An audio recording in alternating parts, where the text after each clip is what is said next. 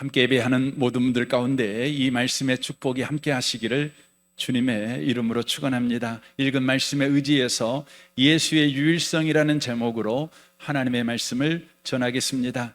오늘 본문 말씀은 예수님께서 공생애를 시작하시는 바로 장면을 우리에게 말씀해 주고 있는 내용입니다. 그러니까 예수님께서 구원자로서 첫 발걸음을 내딛는 아주 중요한 장면이라는 것입니다. 여기엔 엄청난 메시지가 담겨 있습니다. 그것은 바로 예수님만이 우리의 유일한 구원자이시며 또 하나님이시라는 바로 선포가 여기에 담겨져 있습니다. 마태복음이 쓰여질 당시 성도들은 아주 혹독한 두 가지 박해를 겪고 있었습니다. 첫째는 유대교의 박해였습니다. 유대교인들은 예수님이 하나님이시라는 사실과 구원자라는 진리를 인정하지 않았습니다. 그래서 예수 믿는 자들을 회당에서 쫓아내고 이단이라고 조롱하며 끈질기게 박해를 했습니다. 둘째는 로마 제국의 박해입니다. 로마는 황제만을 주라고 고백하도록 강요했습니다. 그러므로 예수는 주님이시다고 고백하는 그리스도인들은 바로 반역자가 되었습니다. 많은 성도들이 체포되고 고문당하고 죽임을 당합니다. 잡히지 않는 성도들은 가정과 직장을 잃게 됩니다. 사회적 기반과 경제적 기반 없이 토굴 속에 들어가거나 혹은 지하 무덤 속에 들어가 그들이 살아가게 됩니다. 그뿐만 아닙니다. 교회 안에는 예수 외에도 다른 구원의 길이 있다는 혼합주의가 고개를 들고 있었습니다. 그리고 자칭 메시아라 하는 이들도 많이 등장하게 됩니다. 그리하여 예수만이 유일한 구원의 길인가라는 이 진리에 대하여 의심하는 성도가 점점점 바로 퍼져가는 시대에 이 마태복음이 기록되어지게 되었습니다. 오늘날도 별반 다르지 않습니다. 예수만이 유일한 구원자인가? 정말 예수만 믿어야 되는가?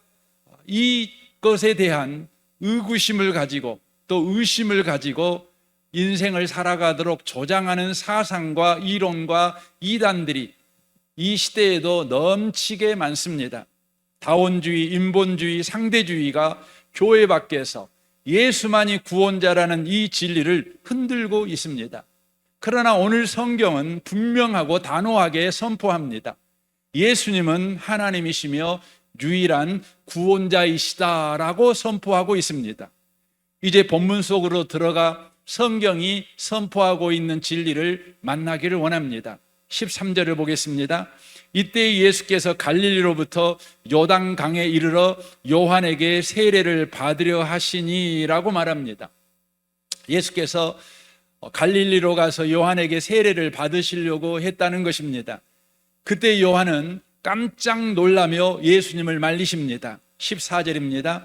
요한이 말려 이르되 내가 당신에게서 세례를 받아야 할 터인데 당신이 내게로 오시나이까 라고 말합니다. 어떻게 죄 없는 분이 죄인들이 받는 세례를 받으시려고 그러십니까? 가당치도 않습니다. 죄인 우리가 당신으로부터 세례를 받아야 되지 않겠습니까? 그렇게 바로 말하고 있는 것입니다. 여기서 질문이 생깁니다. 그렇다면 왜 죄가 없으신 예수님은 죄인들이 받는 요한의 세례를 받으시려고 했을까요? 그 이유를 예수님께서 직접 이렇게 말씀하십니다. 15절입니다. 예수께서 대답하여 이르시되 이제 허락하라. 우리가 이와 같이 하여 모든 의를 이루는 것이 합당하니라 하시니 이에 요한이 허락하는지라 라고 말합니다. 모든 의를 이루기 위해서라고 주님이 말씀하십니다. 여기서 의는 단순히 도덕적인 발음을 의미하지 않습니다. 죄인을 구원하시려는 하나님의 거룩한 뜻, 곧 하나님의 구원 계획을 말하고 있는 것입니다. 예수님이 세례를 받으시려고 했던 것은 하나님의 구원 계획을 온전히 이루시기 위해서라고 지금 말씀하고 있는 것입니다. 왜 예수님은 세례를 받아야 되는 것입니까? 그것이 왜 하나님의 구원 계획을 이루시는 일일까요? 이 세례받는 행위는 구약의 속죄 제도와 깊이 연결되어 있습니다. 레위기 1장 4절입니다. 그가 번제물의 머리에 안수할지니, 여기서 그가는 바로 죄인을 말하는 것입니다. 죄인이 번제물의 머리에 안수할지니 그것을 기쁘게 받으심이 되며 그를 위하여 속죄가 될 것이라, 죄인들의 속죄가 될 것이다 라고 말합니다. 구약의 속죄 제사에서는 죄인은 흠없는 짐승의 머리에 손을 얹어 자신의 죄를 전가시킵니다. 그리고 그 죄를 전가받은 그 짐승은 죄인의 죄를 짊어지고 대신 죽임을 당함으로 바로 속죄가 이루어지는 방식이었습니다. 예수님의 세례도 구약의 속죄 제사 구조를 동일하게 따르십니다. 세례 요한은 죄인들의 대표입니다. 그리하여 예수님의 머리에 손을 얹어 세례를 행합니다. 이는 온 인류의 죄가 예수님께 전가되었음을 상징하는 행위입니다. 그래서 요한은 예수님을 보고 이렇게 선포합니다. 요한복음 1장 29절입니다. 이튿날 요한이 예수께서 자기에게 나아오심을 보고 이르되 보라, 세상죄를 지고 가는 하나님의 어린 양이로다 라고 말합니다. 예수님은 세상죄를 지고 가는 하나님의 어린 양이 되셨다는 것입니다. 그러므로 예수님의 세례는 단순한 종교의식에 참여한 일이 아니라 바로 구원 사역의 바로 출발을 알리는 바로 사건이었다는 것입니다. 그리고 이 구원 사역은 실제 예수께서 대속 제물이 되어 십자가에 죽으심으로 완성되게 되는 것입니다. 그래서 요한일서에서 이렇게 말씀합니다. 5장 6절입니다. 이는 물과 피로 오신 이시니 곧 예수 그리스도시라. 물로만 아니요 물과 피로 오셨고 라고 말합니다. 여기서 말하는 물은 예수님이 우리의 죄를 전가받아 대속 제물이 되신 것, 곧 세례를 의미합니다. 피는 대속 제물이 되셔서 십자가에서 우리의 죄를 담당하시고 죽으신 것을 바로 의미하는 것입니다. 그러니까 예수님의 세례 곧 물로 대속 제물이 되셨고 십자가 곧 피로 대속 제물로 죽으심으로 속죄를 완성하셨다, 구원을 완성하셨다라고 성경이 말하는 것입니다. 그러므로 예수님의 구원은 정당하고 영원하다는 바로 근거를 갖게 된 것입니다. 사랑하는 성도 여러분, 예수님이 십자가에 죽으셔서 저와 여러분의 죄가 바로 사함받았다, 이것은 예수님이 어느 날 어느 시에 마음의 감동을 받아서 그냥 십자가에 죽었기 때문에 가능한 것이 아니라 바로 전 인류의 죄를 바로 예수님 자신에게 전가받는 바로 세례의식, 구약의 속죄 제사와 동일한 구조의 세례의식을 받음으로 예수님이 저와 여러분의 죄를 전가받은 대속 제물이 되셔서 십자가에 죽으심으로 저와 여러분의 죄가 속죄함을 받는 바로 구원이 이루어지게 되었다, 이렇게 성경은 말씀하고 있는 것입니다. 오늘 성경은 계속해서 무엇을 말씀합니까? 이 예수의 구원이, 이 예수의 대속 사역이 정당하고 영원하다는 근거를 두 분이 이제 출연하셔서 증언을 하십니다. 첫 번째 누가 출연하십니까? 3장 16절입니다. 예수께서 세례를 받으시고 물 위에서 올라오실새 하늘이 열리고 하나님의 성령이 비둘기같이 내려 자기 위에 임하심을 보더니 라고 말합니다. 바로 성령께서 증언하십니다. 예수님이 세례를 받고 물에서 올라오실 때 하늘이 열립니다. 그리고 성령 하나님께서 비둘기처럼 예수님에게 임하십니다. 구약에서 왕이나 제사장이나 선지자들이 사명을 받을 때 성령께서 일시적으로 임하셨습니다. 그러나 예수께서 바로 세례를 받으실 때 성령이 임하신 것은 바로 구약의 왕과 제사장과 선지자들에게 임한 성령과 다른 방식으로 임하시게 됩니다. 요한복음 3장 34절입니다. 하나님이 보내신 일은 하나님의 말씀을 하시니 이는 하나님이 성령을 한량없이 주심이니라 라고 말합니다.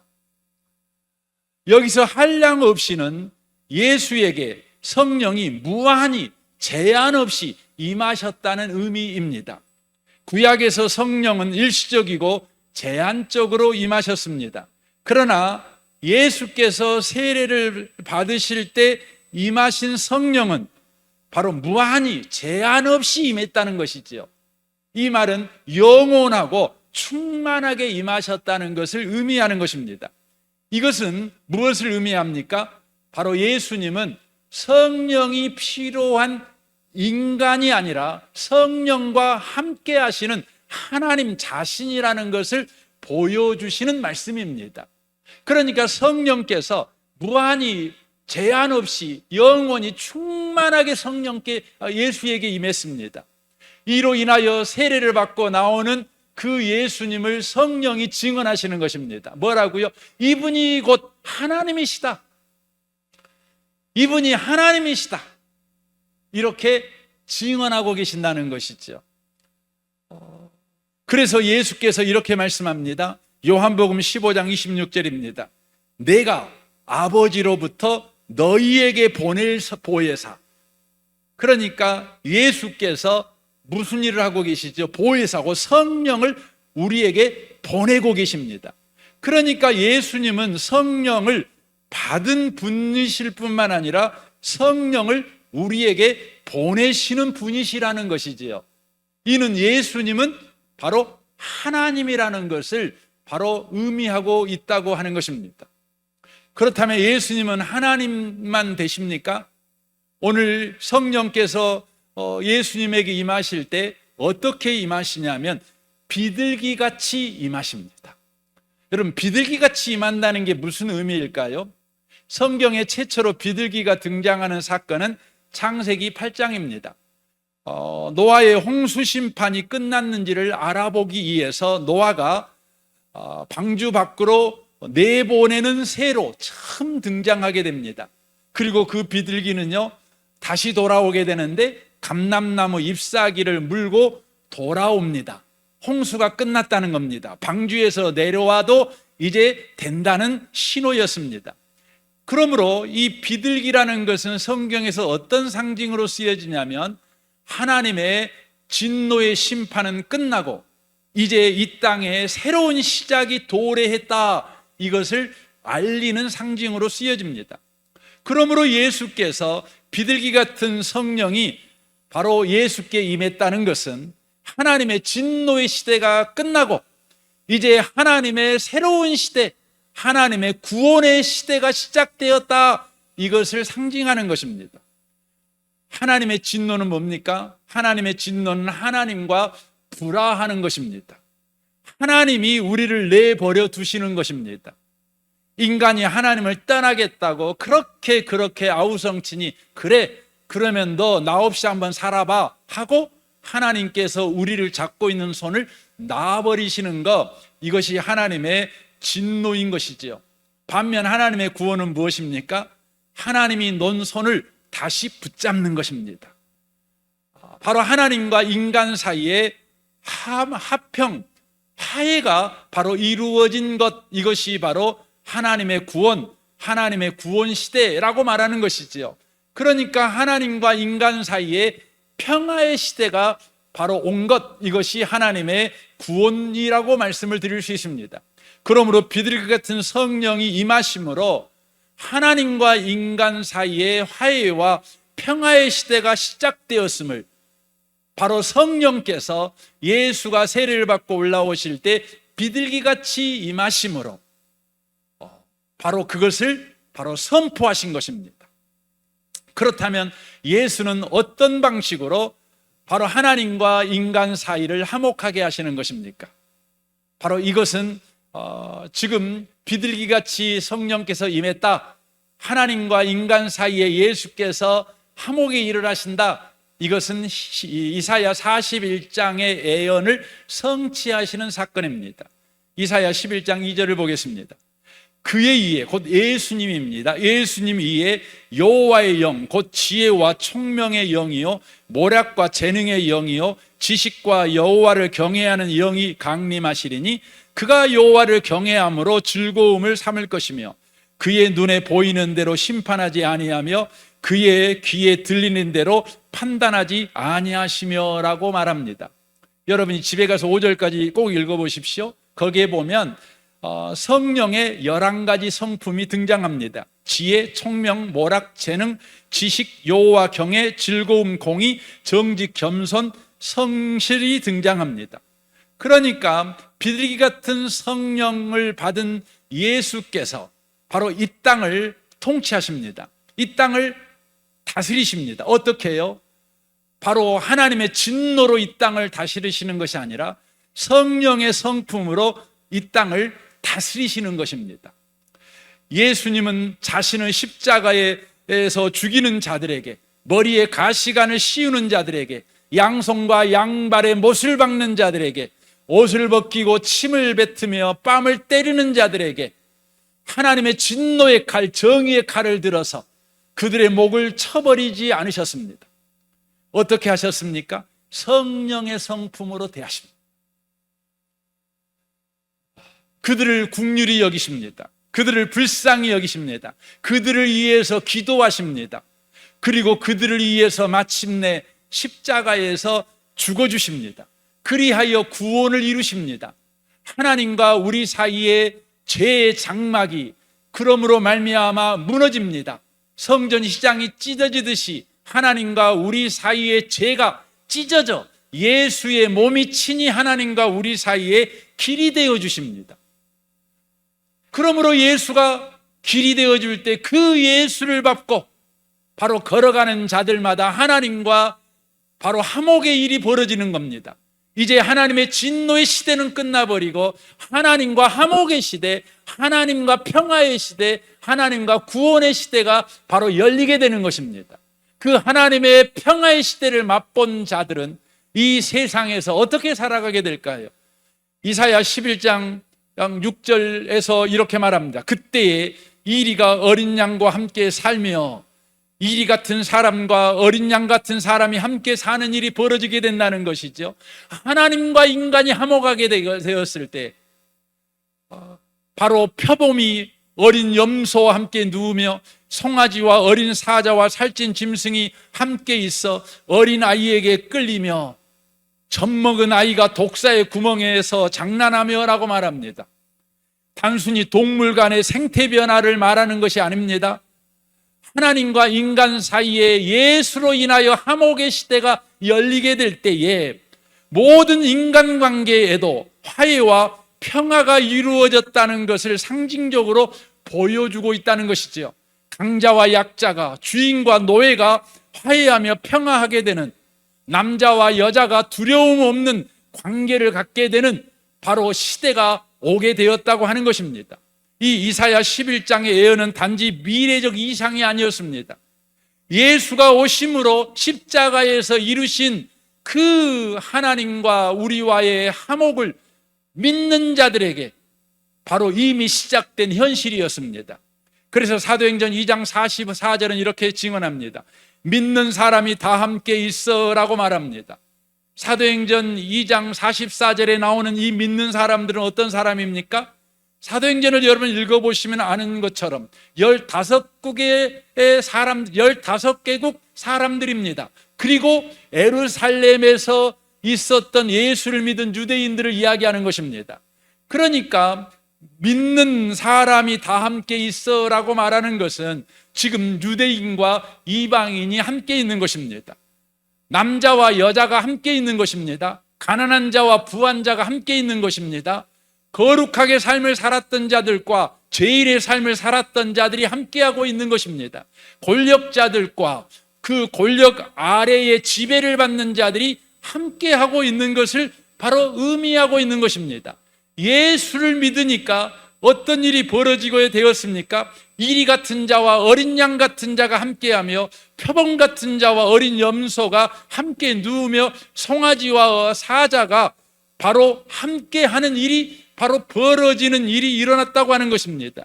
계속해서 들어보십시오. 모든 물건을 서로 통용하고 또 재산과 소유를 팔아 각 사람의 필요를 따라 나눠주며 날마다 마음을 같이하여 성전에 모이기를 힘쓰고 집에서 떡을 떼며 기쁨과 순전한 마음으로 음식을 먹었고 라고 말하고 있는 것입니다. 이것은 여러분 유토피아 세상에서 일어난 사건이 아닙니다.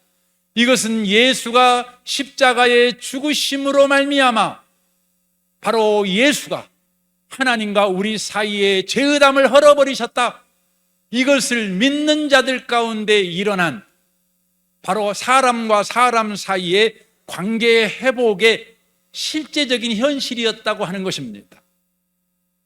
갈라디아서 3장 28절을 보십시오. 너희는 유대인이나 헬라인이나 종이나 자유인이나 남자나 여자나 다 그리스도 예수 안에서 하나이다 라고 말합니다. 초대교회는 그리스도 안에서 유대인과 이방인이 하나가 되었습니다. 주인과 노예가 같은 지체로 서로 섬겼습니다. 남자와 여성이 동일한 권위와 존엄으로 서로를 받아들이며 서로를 귀하게 여겼습니다. 이것은 인류 역사에서 전무후무한 사건입니다. 새로운 공동체의 출현입니다. 세상과는 전혀 다른 하나님 나라가 지상에 임한 사건이었다고 하는 것입니다. 인류는 이런 세상을 만들기 위해서 끊임없이 노력해 왔습니다. 사상을 발표하고 이론을 주장하고 정치 체계를 또 적용해 보고 했습니다. 그러나 인간이 만든 그 어떤 것도 바로 예수가 만든 이 새로운 공동체, 새로운 세상을 만들어내지 못했습니다. 도리어 심각한 부작용만 여러분 가져오게 된 것입니다. 공산주의는 바로 남자와 여자가 차별이 없고 부한 자와 가난한 자가 평등한 세상을 만들려고 했습니다.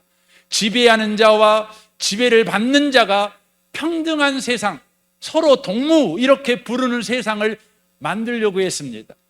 그러나 그 부작용은 너무 심각했습니다. 이로 인하여 지배자와 피지배자의 간격은 더 벌어졌습니다. 부자와 가난한 자는 더 벌어졌습니다. 남자와 여자도 마찬가지입니다. 그것을 보여주는 게 뭡니까? 저 북한 아닙니까? 평양에 사는 사람들만 먹고 살만하지 평양 밖으로 나가면 다 거짓대들이 되어지어 가는 것 아니겠습니까? 사랑하는 성도 여러분, 예수는 세례를 받고 물 위에서 올라오실 때 성령이 비둘기같이 임하셨습니다. 바로 예수가 성령의 성품으로 이 세상을 통치할 것이다. 예수님의 생애와 예수님의 십자가 상에서 예수는 세상을 폭력으로 다스리거나 세상을 정죄함으로 다스리지 아니하고 성령의 성품으로 다스릴 것이다. 그리하여 하나님과 인간 사이에 막힌 죄의잠을 헐어버릴 것이다. 그리하여 그것을 믿고 사는 자들, 그것을 의지하고 사는 자들에게 바로 새로운 인간관계, 회복과 화목의 인간관계, 평화의 인간관계를 만들어낼 것이다. 이것을 성령이 증언하셨는데 예수의 생애가 그것을 증언하였고 지금으로부터 2000년의 기독교 역사가 이것을 증언하고 있는 것입니다. 그러므로 말미암아 성령이 비둘기같이 예수에게 임하신 이 사건은 예수님이 참된 하나님이시며 유일한 구원자라는 부정할 수 없는 바로 증언이 된 것입니다. 두 번째, 또 한 분이 예수님을 증언하십니다. 17절입니다. 하늘로부터 소리가 있어 말씀하시되 이는 내 사랑하는 아들이요 내 기뻐하는 자라 하시니라 라고 말씀합니다. 하늘로부터라는 의미는 성부 하나님을 바로 의미합니다. 성부 하나님께서 직접 예수님이 누구이신가를 증언하고 있으십니다. 내 사랑하는 아들이요 내 기뻐하는 자라 라고 증언하고 계십니다. 이 증언은 시편 2편 7절과 이사야 42장 1절의 예언이 합해진 말씀입니다. 이사야 시편 2편 7절입니다. 내가 여호와의 명령을 전하노라. 여호와께서 내게 이르시되 너는 내 아들이라. 오늘 내가 너를 낳았도다. 이사야 42장 1절입니다. 내가 붙드는 나의 종 내 마음에 기뻐하는 자 곧 내가 택한 사람을 보라. 내가 나의 영을 그에게 주었은즉 그가 이방에 정의를 베풀리라 라고 말씀합니다. 그러므로 하나님께서 직접 예수를 가르쳐 내 사랑하는 아들이요 내 기뻐하는 자라는 이 증언은 예수님은 하나님과 동등된 분이시며 동시에 대속 제물로서 고난받는 유일한 구원자시다는 선포가 되는 것입니다. 이는 성부 하나님이 직접 온 하늘과 땅을 향하여 바로 예수는 하나님이시며 유일한 구원자시라고 공식 선언하시는 신적 권위를 가지신 바로 선포를 하고 계시는 것입니다. 하나님은 역사 속에서 그 어떤 인간에게도 이런 공적 선포를 하신 적이 없습니다. 그러므로 자신을 스스로 구원자라고 주장하는 자들, 혹은 인간끼리 모여가지고 저 사람은 너무 훌륭하니까 우리가 신이라고 하자, 우리가 하나님이라고 하자, 우리가 구원자라고 하자라고 높이 세우는 그 모든 자들은 바로 절도요 강도들인 것입니다.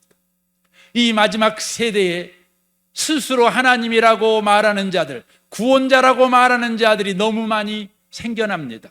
또한 사람들의 인기를 힘입어 사람들의 말을 따라 내가 하나님이 되었다, 내가 구원자가 되었다, 이렇게 말하는 자들이 또 많아지고 있습니다. 여러분과 저는 기억해야 합니다. 하나님은 인류 역사 속에서 한 번도 그 어떤 인간에게도 친히 얘가 하나님이야, 얘가 유일한 구원자야 라고 공개적으로 선포하신 적이 없어요. 그러나 오직 예수님만 세례를 받으러 나오십니다. 세례를 받을 때 세례 요한하고 예수님만 그 요단강에 있었던 것이 아닙니다. 어마어마한 무리가 그걸 보고 있는 것입니다. 그때 우리 하나님께서 공적으로 말씀합니다. 모든 사람들아 들으라. 예수는 하나님이고 예수는 유일한 구원자다. 마음에 드는 토굴 속에서 하나님으로부터 바로 네가 참 선지자야, 이 음성 들었답니다. 공개적으로 하나님께서 그렇게 말한 인간은 없어요. 오직 예수밖에 없는 것입니다. 그러므로 오늘 성경은 단순히 예수님의 세례 사건을 기록한 것이 아닙니다. 이 사건은 창세기 1장에서 천지를 창조하실 때 성부 하나님, 성자 하나님, 성령 하나님이 함께 하신 것처럼 이제 구원의 창조, 재창조 사역을 하시기 위해서 다시 성부 하나님, 성령 하나님, 바로 성자 하나님이 함께 등장하는 사건입니다. 여러분, 그래서 성경을 보면 딱 두 군데에서만 성부, 성자, 성령 하나님이 함께 등장합니다. 그 장면이 어디예요? 좀 전에 소개했던 것이 창세기 1장과 오늘 바로 마태복음 바로 3장, 바로 이것입니다. 성자 예수께서 물에서 올라오시고 성령 하나님께서 비둘기같이 예수께 임합니다. 성부 하나님께서는 하늘에서 음성으로 선언하십니다. 이는 삼위 하나님께서 하나 되어 예수님이 하나님이시며 유일한 구원자라는 것을 세계의 모든 사람들 앞에 공적으로 선포하고 계시는 것입니다. 그러므로 이 진리는 어떤 철학이나 사상도 어떤 인간의 논리와 주장도 흔들 수 없습니다. 무너뜨릴 수 없습니다. 이 진리는 영원히 변하지 않는 진리십니다. 목사님들이 예수가 하나님이야, 예수가 구원자야, 이렇게 욱박질러 주장하고 있는 것이 아닙니다. 똑똑하고 잘난 사람들이 이렇게 말하고 있는 것이 아닙니다. 하나님, 성부 하나님이 성령 하나님이 친히 말씀하고 있는 것입니다. 그렇다면 이 진리를 알고 있는 우리는 이제 어떻게 인생을 살아가야 될까요? 요한일서 5장 4절은 이렇게 말씀합니다. 무릇 하나님으로부터 난 자마다 세상을 이기느니라. 세상을 이기는 승리는 이것이니 우리의 믿음이니라. 예수께서 하나님의 아들이심을 믿는 자가 아니면 세상을 이기는 자가 누구냐라고 말합니다. 어떻게 살아가야 합니까? 이 거친 세상, 이 힘겨운 세상, 이 인생살이 어떻게 우리는 살아가야 합니까? 성경은 말합니다. 이기며 살아가라. 어떻게 이깁니까? 이기는 방법은 단 하나다. 예수가 하나님의 아들이심을 믿어라. 어떤 상황에도 어떤 형편에도 예수가 하나님의 아들이다. 이걸 믿고 살아라. 그때 저와 여러분이 이런 생각합니다. 예수가 하나님의 아들이라고요? 나 그거 믿습니다. 예수가 하나님의 아들이라고 그거 외치란 말입니까? 예수가 하나님의 아들이라고 그걸 주문처럼 외우란 말입니까? 그것이 예수가 하나님이라는 것을 믿는다는 것입니까? 이런 질문이 여러분에게 생길 것입니다. 성경은 예수가 하나님의 아들이라는 걸 믿고 살아가라. 그러면 반드시 이긴다. 이것이 무엇인지를 갈라디아서 2장 20절에서 이렇게 말씀하십니다. 하반절 보십시오. 이제 내가 육체 가운데 사는 것은 나를 사랑하사 나를 위하여 자기 자신을 버리신 하나님의 아들을 믿는 믿음 안에서 사는 것이라 라고 말씀합니다. 이게 무슨 의미의 말입니까? 내가 하나님의 아들을 믿습니다. 이건 구호가 아니라, 주문이 아니라 하나님의 아들이라는 것을 믿고 살아가는 문제라, 이걸 이야기합니다. 그러면 어떻게 살아가는 것이냐? 성경은 그렇게 말씀하잖아요. 이렇게 말합니다. 나를 사랑하사 나를 위하여 자기 자신을 버리신 하나님의 아들을 믿고 살아가라, 이렇게 말합니다. 이 말은 이런 의미가 되는 것입니다. 나라는 사람은 아무리 힘든 현실 속에 살더라도, 사망의 음침한 골짜기를 걸어갈지라도, 실패의 현실을 내가 지금 살아가고 있을지라도, 내일에 대하여 조금의 희망도 보이지 않는 암담한 현실을 살아가고 있을지라도 저와 여러분이 믿습니다. 뭘 믿습니까? 나는 나를 사랑하는데 얼마나 사랑하냐면 바로 죽기까지 사랑하신 하나님의 아들이 바로 내 안에 있는 인생을 내가 살고 있다. 뒤집어서 말하면 나를 죽기까지 사랑하신 하나님의 아들 안에서 내가 살고 있다. 이것을 믿고 살아가라는 것입니다. 이것이 하나님의 아들을 믿는 거예요. 주문이 아닙니다. 주장이 아닙니다. 나는 하나님의 아들 안에 살고 있어. 나는 지금 기가 막힌 현실 속에 살고 있는 것 같지만 그것이 내 인생의 영향력을 갖고 있는 것이 아니라 그것보다 더 가까이, 그것보다 더 친밀하게 바로 내 인생 속에 계신 분이 계시는데 바로 나를 사랑하사 나를 위해 십자가에 죽으신 하나님의 아들, 그분 안에 살고 있어. 그러면 내 인생은 그분의 영향을 받고 있어. 이걸 믿고 사는 것입니다. 그때 여러분과 저는 어떻게 살아요? 세상을 이겨요. 환경을 이겨요. 상황을 이겨요. 암담한 현실을 이겨요. 답답한 여러분 미래에 대한 두려움을 이겨요. 터벅터벅 걸어가요. 아무리 거칠어도, 아무리 광야 길이어도, 아무리 애로운 길이어도 여러분과 저는 그 길을 능히 걸어갈 수 있습니다. 저는 여러분을 축복합니다. 여러분 안에 하나님의 아들 되신 예수가 계십니다. 여러분은 하나님의 아들 되신 예수 안에 살고 있습니다. 예수의 영향이 여러분의 인생에 더 크게 지금 미치고 있습니다. 이것을 믿는 믿음으로 여러분의 인생을 살아내는 그런 복 있는 분, 그리하여 승리의 계가를 부르는 모든 분들 다 되시기를 주님의 이름으로 축원합니다. 아멘. 우리 같이 이 시간 기도하기를 원합니다.